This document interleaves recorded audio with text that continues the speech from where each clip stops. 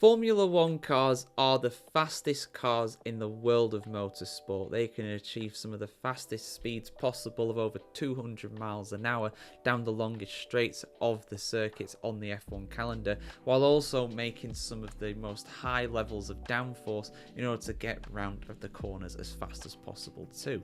So I'm just going to go through some of the basics of what makes an F1 car an F1 car, and just go through some of the facts really when it comes to that. So if you want to get a kind of basic rundown of what Formula One cars are and why they're so quick, this is the place to be. Now, the most literal answer when it comes to what is a Formula One car, it's a car that's entered in the Formula One World Championship. And now, to actually enter a car into the Formula One World Championship, you have to have a vehicle that adheres to the Formula One rules. F1's a bit of a strange one in that it is named after the regulations which govern the car itself. So that is the formula for making a car, and it's the top formula, so it's Formula One. That's where the name comes from.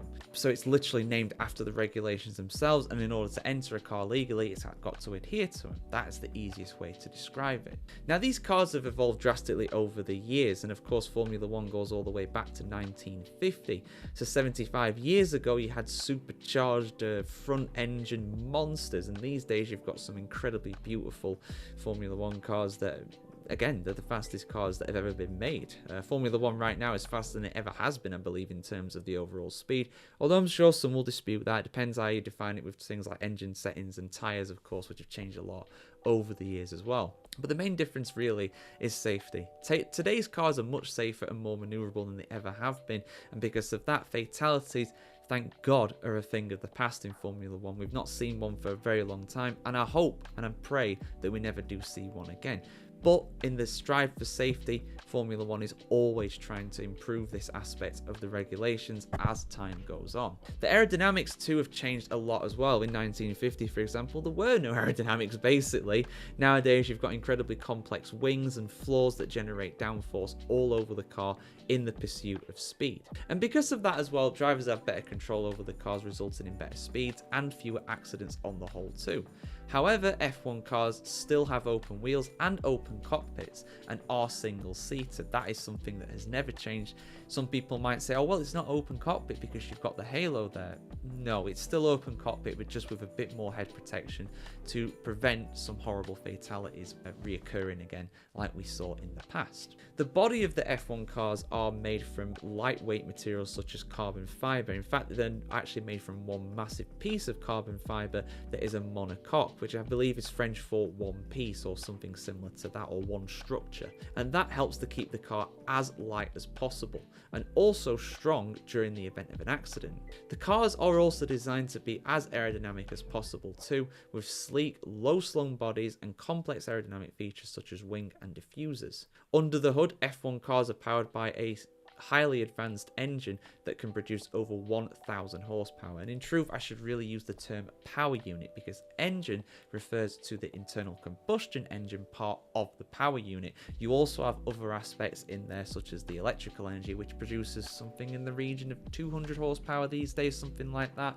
And for 2026, when the regulations change, of course, that will be a 50-50 split. So in theory, that will have a power unit that is around the same. I think they're predicting around 1,000 horsepower still, but it'll be around 500 horsepower made from the internal combustion engine that's produced from the fuel, and 500 horsepower that's produced purely from electrical energy, which is a massive increase on what we have today.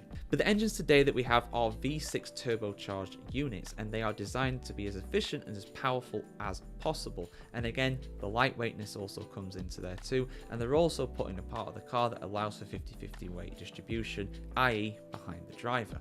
One of the most distinctive features of Formula One cars these days is its open cockpit, which allows drivers to be fully exposed to the elements and give them a clear view of the track ahead. Again, despite the halo being there, the view that these guys have out of the cockpit is actually pretty good, although it'd be a lot less than in your road car, of course, in everyday life. And the driver sits in a low slung seat that's designed to be as comfortable and supportive as possible, and they are all surrounded by a roll cage for safety.